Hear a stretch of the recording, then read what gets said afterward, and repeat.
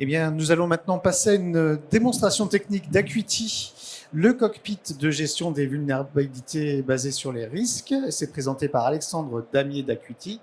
C'est à vous. Merci et bonjour à tous. Alors, thématique de la journée et de cette session, donc c'est la gestion des vulnérabilités basées sur les risques. Alors, c'est très bizarre de s'entendre en écho comme ça, hein, donc vous me pardonnez si de temps en temps je bafouille.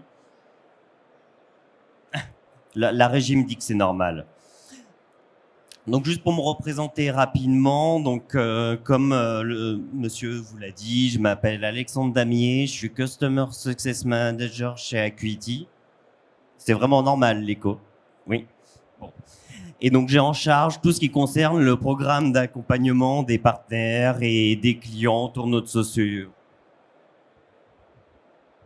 Je vais commencer par un petit constat. Comme vous le savez, aujourd'hui, la gestion des vulnérabilités au sein d'un système d'information, c'est vraiment devenu un cauchemar pour beaucoup d'entreprises. Une statistique assez parlante finalement, c'est qu'environ 60% des incidents de sécurité sont liés justement à des vulnérabilités qui sont connues mais qui n'ont pas été patchées, qui n'ont pas été corrigées dans les environnements en production. La raison, c'est que la surcharge de travail liée à toutes ces sources de vulnérabilité entraîne finalement une impossibilité de vraiment savoir par où commencer, gérer toutes ces problématiques, toutes ces vulnérabilités qu'on peut retrouver. Ça a donné lieu même carrément à un segment de marché dédié à ça, comme le site Le Gartner, qui est justement la gestion des vulnérabilités basée par les risques, et notamment les risques métiers.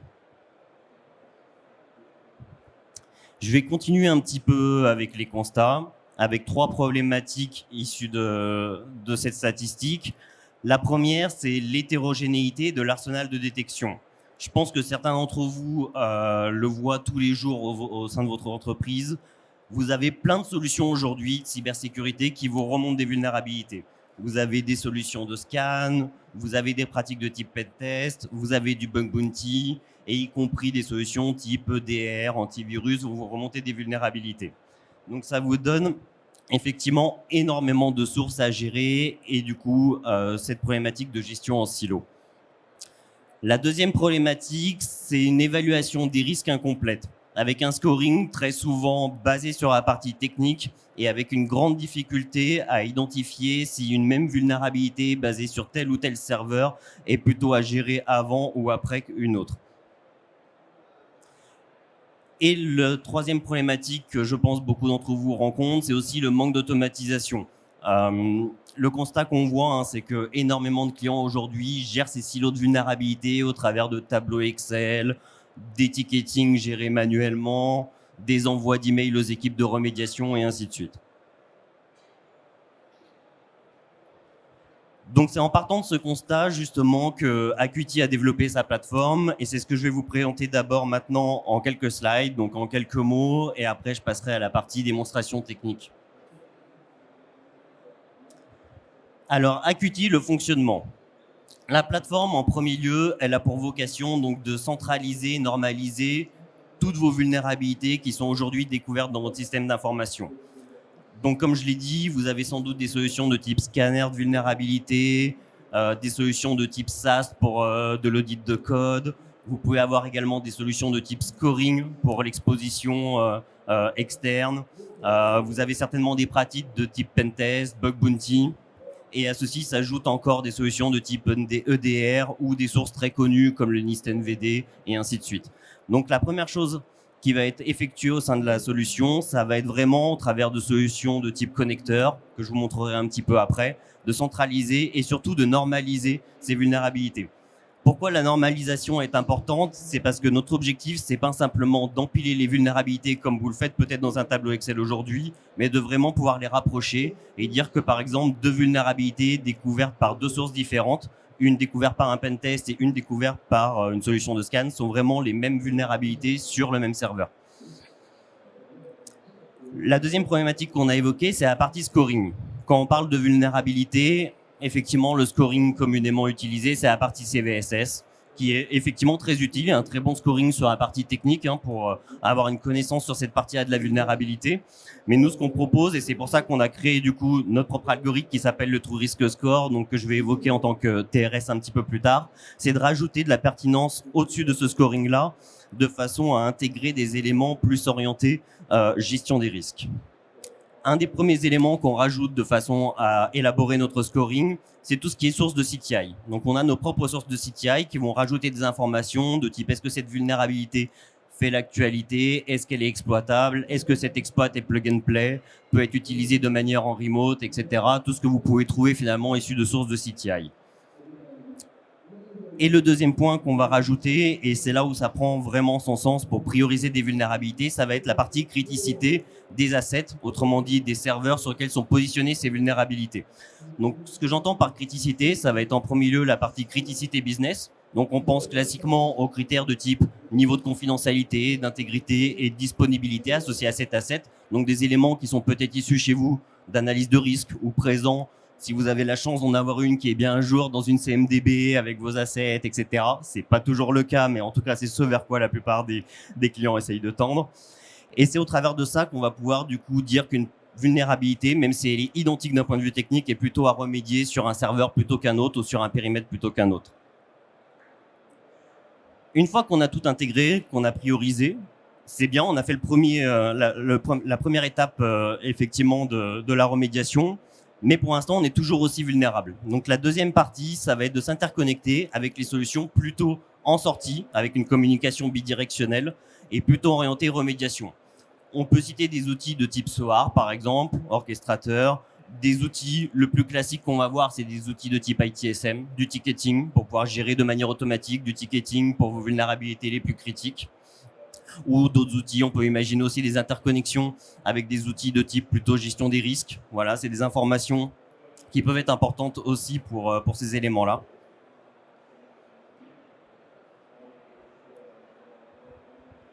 Je vous laisserai, si j'ai le temps et qu'on ne m'arrête pas trop tôt, je vous laisserai une séance de questions-réponses à la fin.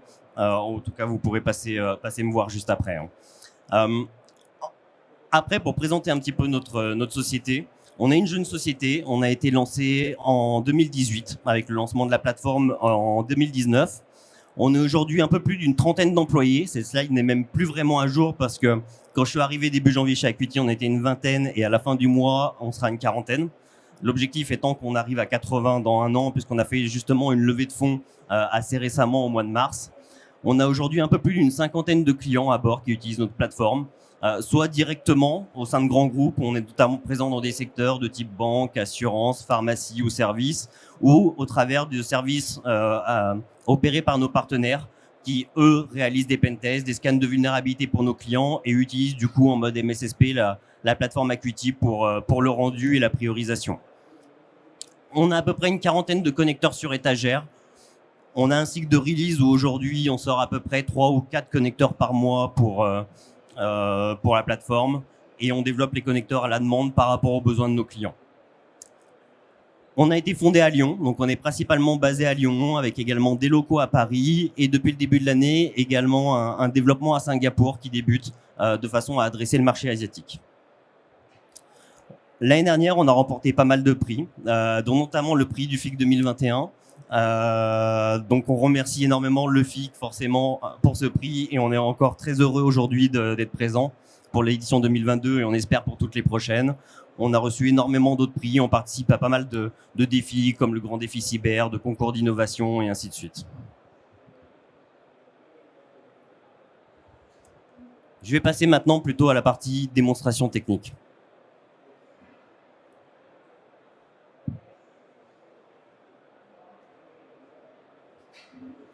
Donc c'est bon, vous voyez la plateforme. Donc ce que je vous présente ici, c'est finalement la première page sur laquelle vous arrivez quand vous arrivez sur la solution. C'est le dashboard avec les différents indicateurs que vous allez pouvoir retrouver. Je ne vais pas vous parcourir tous les indicateurs aujourd'hui, c'est clairement pas l'objectif. Moi, on va y retrouver des éléments comme le nombre global forcément de vulnérabilités que vous allez retrouver dans votre environnement, avec leur répartition par niveau de sévérité ou encore cette même répartition également par statut. Est-ce que ces vulnérabilités sont toujours présentes, ouvertes, donc exploitables dans votre système d'information ou est-ce qu'elles ont été résolues? Le point sur lequel je voudrais peut-être attirer l'attention sur ce point, sur ce dashboard, c'est que j'ai parlé de la méthode de scoring. Donc là, le dashboard que je vous présente, c'est le scoring connu finalement CVSS. Et peu importe à quel endroit de la solution, même pour les autres indicateurs que je montrerai un peu plus tard dans d'autres vues de la plateforme, vous pouvez toujours passer. Et l'objectif, c'est de passer avec le scoring priorisé, donc de passer au scoring TRS.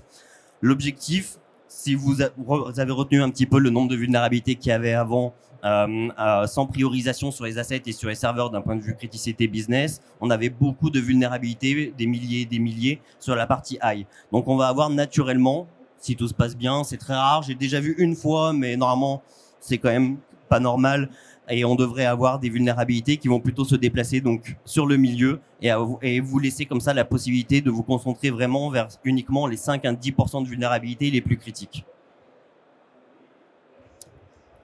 Alors un dashboard, c'est joli, ça donne plein de couleurs, plein de graphiques. Par contre, avant d'avoir un joli dashboard et d'avoir plein d'éléments, il faut d'abord renseigner et indiquer des éléments et introduire de la donnée dans la solution. Donc j'ai évoqué à l'oral tout à l'heure sur les slides une partie de la possibilité d'intégrer de la donnée, c'est la notion de connecteur. Donc on a pas mal de connecteurs sur étagère, comme je l'ai dit, on enrichit ça tous les mois au travers de 3 ou 4 connecteurs. Donc je peux vous montrer rapidement, hein, c'est des choses très très simples finalement à intégrer. Si je prends l'exemple d'un scanner comme Tenable, c'est tout simplement de la configuration au travers de l'API avec des éléments comme l'URL à laquelle il faudra accéder, les informations de secret pour se connecter. Et puis, vous aurez également toujours des paramétrages qui sont propres à chaque connecteur de façon à définir la fréquence d'actualisation, à quelle fréquence vous voulez aller récupérer les données. Est-ce que vous voulez indiquer aussi certains filtres particuliers, ne récupérer que des vulnérabilités sur un certain range d'adresse IP, que certains niveaux de sévérité, etc. Voilà, je pourrais rentrer dans le détail de tous les connecteurs, mais je pense qu'on y serait encore demain. Donc du coup, c'était juste pour présenter un petit peu la première manière d'intégrer de la donnée qui est par API au travers de connecteurs. J'ai parlé beaucoup de scanners de vulnérabilité et au tout début, j'ai également parlé d'autres pratiques qui vous ramènent beaucoup de vulnérabilités. C'est tout ce qui concerne notamment les pratiques de pentest. Voilà, énormément de SN font des pentests pour vous, pour les clients. Effectivement, j'ai parlé d'intégrer également ces données à l'intérieur. Alors, vous le savez, un rapport de pentest est par nature une donnée non structurée. Donc, chaque prestataire va vous fournir un rapport différent. Donc, ce que propose également la solution, en fait, c'est d'avoir une interface de façon à digitaliser les rapports de pentest. En fait, ce qu'on propose, c'est une interface, on ne va pas faire de l'OCR sur un rapport existant, mais une interface dans laquelle le pentester pourra directement rédiger son rapport de pentest. C'est un choix qu'a fait certains de nos clients au travers de leurs appels d'offres, tout simplement pour les pentests ou dans leur contrat cadre pour certains de leurs providers, où ils ont demandé à ce que les rapports de pentest soient directement rattachés et rédigés dans la plateforme. Je vais vous en montrer un pour exemple. Vous ne serez pas dépaysé, vous allez retrouver des catégories classiques qu'on va retrouver dans un rapport de pentest, un executive summary. Alors là, c'est l'exemple en anglais, mais je sais que pas mal d'entreprises sont aussi attachées à la langue française. Vous pouvez bien sûr le passer en langue française, ce rapport, hein, parce que le but, c'est aussi de pouvoir l'exporter et de le diffuser à d'autres personnes en interne qui n'auraient peut-être pas accès à la solution. Donc, il y aura toute une partie plutôt, je dirais, champ libre que le pentester pourra indiquer avec l'introduction, rédiger des scénarios d'attaque et ainsi de suite. Mais finalement, le point le plus important, c'est avec les formulaires nous qui vont nous permettre vraiment d'indiquer les vulnérabilités au sein de ce rapport. Donc, une fois qu'en fait, le pentester aura utilisé les formulaires pour indiquer les vulnérabilités, ça va se représenter un peu de cette manière dans le rapport. Vous allez retrouver un résumé. Là, j'ai pris un exemple un petit peu au hasard, donc on est sur une SQL injection. On va, nous, de manière automatique, déjà pour aider la rédaction du rapport de pentest, sortir des éléments de type descriptif, de type remédiation associés à la vulnérabilité. Donc ça, c'est issu d'un élément chez nous qu'on appelle la VulnDB, donc la base de données de vulnérabilité, qui est implémentée, tenue et mise à jour en fait par nous au sein de la solution, et qui permet du coup d'apporter des informations complémentaires et de faciliter tout simplement la description et la rédaction aussi des vulnérabilités au sein de la plateforme. Une dernière manière également que je peux citer à l'oral d'intégrer de la donnée au sein de la plateforme, c'est au travers de tout ce qui est intégration manuelle de fichiers. Je peux citer à la fois des formats propriétaires qu'on va prendre en compte nativement, des fichiers .nessus pour ceux à qui ça parle, des fichiers burp, du Nmap, du OpenVAS, tous ces éléments-là. Et également, bien entendu, comme toute bonne solution, on a notre format pivot CSV. Voilà, c'est pas la manière la plus sexy de faire, mais on sait que c'est aussi une manière souvent très utilisée par beaucoup de clients qui permet également d'intégrer des données de type vulnérabilité.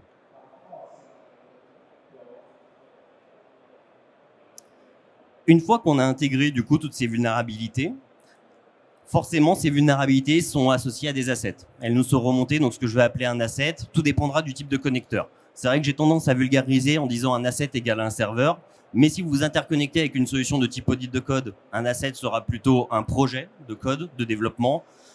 Si c'est un rapport de pentest sur un réseau Wi-Fi, un asset pourrait être un réseau SSID, un SSID Wi-Fi.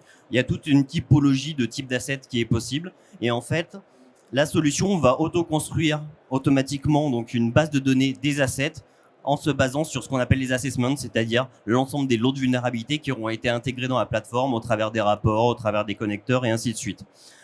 Vous pouvez aussi vous-même enrichir cette base de données d'assets. Voilà, on peut imaginer de faire des connexions avec votre CMDB pour aller récupérer des informations. Et notamment une information que j'ai évoquée pour la partie scoring et qui est très important, ce sont les critères de confidentialité, d'intégrité, de disponibilité qui sont parfois présents effectivement dans vos éléments de type CMDB issus d'analyse de risque. Et donc, on va pouvoir aller chercher ces informations dans votre CMDB de façon à les indiquer sur un asset. Je vais vous montrer un petit peu à quoi ça ressemble lorsqu'on va sur un asset. Je ne vais pas aller dans le menu d'édition, mais je vais aller tout simplement dans ce qu'on appelle le live report, donc le listing des vulnérabilités associées à un asset. Donc la première chose que vous pouvez voir tout en haut, c'est finalement l'exposition au risque, la posture sécurité qui est associée à cet asset. Ce type d'élément, vous pouvez le voir d'ailleurs à différents niveaux. Je vous ai montré d'ailleurs tout à l'heure le dashboard au global qui concernait toutes vos lots de vulnérabilité, mais vous pouvez aussi construire des dashboards avec des notions de périmètre, des périmètres métiers, géographiques. À vous de construire finalement l'arborescence qui vous convient le mieux. Et donc là, vous avez déjà sur l'asset y retrouver aussi quelques indicateurs supplémentaires. Encore une fois, effectivement, on peut avoir à la fois la partie TRS ou CVSS en termes de scoring, du résumé sur le nombre de vulnérabilités et leur statut, l'évolution du scoring au travers du temps, chaque point représentant un élément qui a eu lieu sur la plateforme qui a pu affecter le scoring, que ce soit de l'import de vulnérabilité, de la modification sur un asset. Et vous allez avoir d'autres éléments également indicateurs, comme l'évolution du nombre de vulnérabilités avec leur statut ouvert ou fermé dans le temps, ou encore l'évolution par rapport aux vulnérabilités et leur niveau de criticité dans le temps. J'ai parlé des statuts de type ouvert-fermé. Ce qu'il faut savoir, c'est que donc l'objectif, c'est vraiment de gérer dans les vulnérabilités l'ensemble des différents statuts du cycle de vie. Donc pour ça, on a implémenté un ensemble de statuts qui est possible d'utiliser. Ça va des statuts, on va dire classiques, potentiels, confirmés, et tous ces éléments-là. Un point très important, c'est aussi de déclarer potentiellement une vulnérabilité en faux positif, parce que voilà, c'est des choses aussi qui arrivent de remonter ce type d'éléments, ou tout simplement de dire qu'on accepte le risque. Parce que même si on priorise, on sait très bien qu'on ne pourra jamais remédier 100% des vulnérabilités. Ce serait totalement illusoire d'essayer de vous vendre qu'on peut remédier 100% des vulnérabilités. Et puis les statuts de type fixé. Donc ça, c'est un exemple où je vais potentiellement changer manuellement le statut de ma vulnérabilité. Maintenant, bien entendu, c'est pas le but. Je vous ai parlé d'automatisation. Le but, c'est pas de gérer manuellement les statuts de vulnérabilité, même si c'est des choses qui sont possibles. Le scénario classique, ça va être les vulnérabilités vont arriver depuis votre connecteur ou depuis votre rapport de pentest, peu importe. Elles vont arriver avec un statut ouvert. Et derrière, vous allez vouloir lancer certaines actions. Action, je vais vous montrer peut-être la version la plus classique. Ça peut être la partie tout simplement de vouloir créer un ticket associé à une vulnérabilité. J'espère que j'aurai une bonne connexion réseau. C'est tout un environnement SaaS et que j'aurai pas un effet démo entre ma plateforme Jira et ma plateforme Acuity. Ça va, ça a l'air d'être passé. Je vais quand même actualiser au cas où. Hop.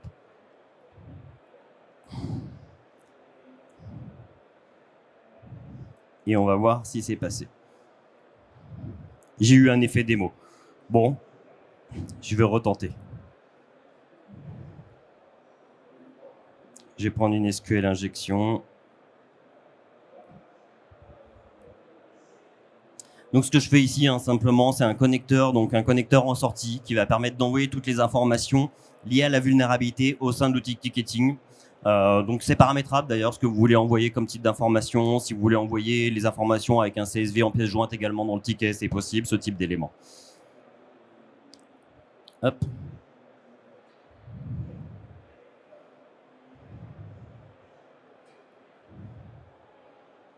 Ah voilà, elle est apparue. Elle est ici, ma partie ticketing que je viens de créer. Donc ici, ça veut dire simplement que j'ai créé un ticket associé à ma vulnérabilité. Donc il y a un petit lien si vous voulez y accéder. Et je vais avoir ici, donc comme j'ai dit, mon détail de vulnérabilité. Je ne vais pas revenir sur tout le détail. En plus, vous savez sans doute ce que c'est qu'une injection. Par contre, l'important, ça va être aussi de pouvoir gérer tout ce qui est aspect bidirectionnel et de mettre à jour aussi les statuts des vulnérabilités par rapport au statut des tickets. Donc bien entendu, quand finalement votre équipe va décider que cette vulnérabilité a disparu, qu'elle a été remédiée, il va forcément fermer le ticket. Et l'objectif, ça va être forcément de voir cette information retour au sein de la plateforme. Hop, donc tout à l'heure, si je vérifie, j'étais en R268, c'est celui-là. Et donc, vous voyez, le ticket est passé en barré et surtout, par rapport à avant, la vulnérabilité qui était en statut ouvert est passée dans un statut particulier qui s'appelle le statut déclaré fixé. Quelqu'un m'a dit c'est fixé, mais on n'en est pas sûr. Donc l'objectif maintenant, on va laisser la plateforme tourner, on va attendre peut-être le prochain import de scan. Et si au prochain scan, par exemple, ma solution ne trouve plus la vulnérabilité, du coup, c'est à ce moment-là que la vulnérabilité va passer en statut fixé automatiquement. Le but, c'est de gérer autant que possible, le moins de manière manuelle, ces différents statuts de vulnérabilité. Je fais appel peut-être au timer. Combien de temps, vous savez ? 5 minutes ? Ah, 4 minutes. Bon, je vais accélérer un petit peu parce que sinon, ça ne laisse pas forcément de place pour non plus les questions, mais vous pourrez le faire en dehors du stand. Le dernier point, du coup, que j'aimerais vous montrer aussi, parce que j'ai parlé de dashboard, j'ai passé aussi rapidement sur le fait que vous pouviez avoir des dashboards par rapport à ce qu'on appelle des notions de périmètre. Donc, il y a aussi cette partie-là qui est forcément très importante, c'est de pouvoir représenter graphiquement vos assets, vos vulnérabilités, dans quelle structure elles se situent. Donc, vous pouvez créer autant d'arborescence que vous voulez. Ici, j'ai implémenté 2 cas classiques. Je dirais un cas d'arborescence qui va plutôt représenter des notions de type géographique, dans lequel je vais répartir mes assets de façon à pouvoir me faire directement, par exemple, des bookmarks de dashboard, ou je peux également tout à fait créer aussi une autre arborescence en marquant plutôt associé à des BU. Point important, bien entendu, un asset peut appartenir à autant de structures de périmètre et de périmètre que voulu, parce que l'objectif, c'est d'avoir des représentations qui vont convenir à des équipes différentes et des représentations du coup différenciées. Et donc, quand je me bookmark, tout simplement, c'est simplement pour finir là-dessus. Sur le dernier dashboard que je vous avais montré qui était en global, vous pouvez du coup également avoir ces mêmes indicateurs avec toujours les différents scorings à la fois sur un sous-périmètre que vous avez décidé. Dernier point peut-être, pardon, parce que je sais que souvent c'est une question que j'ai. Pour intégrer les assets dans les périmètres, souvent on me dit oui, mais moi j'ai 200 périmètres, j'ai 15 000 assets, comment je vais faire? Bien entendu, vous inquiétez pas, j'ai pas eu le temps de vous le montrer aujourd'hui, mais on a aussi toute une partie, un menu qui s'appelle Playbook, qui permet de gérer l'automatisation de la répartition des assets dans les périmètres et également de gérer du rajout de métadonnées, du type du tagging par exemple, sur les assets. C'est un point auquel j'ai pas parlé, mais les notions de tag, vous pouvez créer des tags custom, c'est quelque chose de très important. Parce qu'on peut faire énormément de choses avec ça de façon à gérer de manière automatique après certaines actions et ainsi de suite. J'espère que ça vous a plu, j'espère que j'ai été clair. Vous pouvez en tout cas, si vous voulez des questions supplémentaires, passer nous voir à notre stand. On est sur le pod F1825, c'est par là-bas. Et si vous avez le temps, vous pouvez également scanner le petit QR code, ça vous renvoie vers le formulaire de contact sur notre site web. Alors je vous ai pressé un petit peu pour rien, vous avez encore 5 minutes de plus de rab pour prendre des questions éventuelles. C'est parfait. Voilà. Donc s'il y a des questions dans la salle, n'hésitez pas, levez la main et je vous passe le micro. Les gens sont timides. Ah, j'ai mon assistant marketing au fond qui me dit que vous pouvez aussi prendre des brochures sur le rack à brochures en sortant. Voilà. Ah, c'est très bien organisé. Donc, pas de questions. Donc, votre stand, vous nous aviez dit, c'est F1825, c'est ça? Tout à fait, oui. Très bien. Merci pour votre intervention. Merci à vous pour l'invitation. Et on se retrouve d'ici quelques minutes pour la prochaine intervention.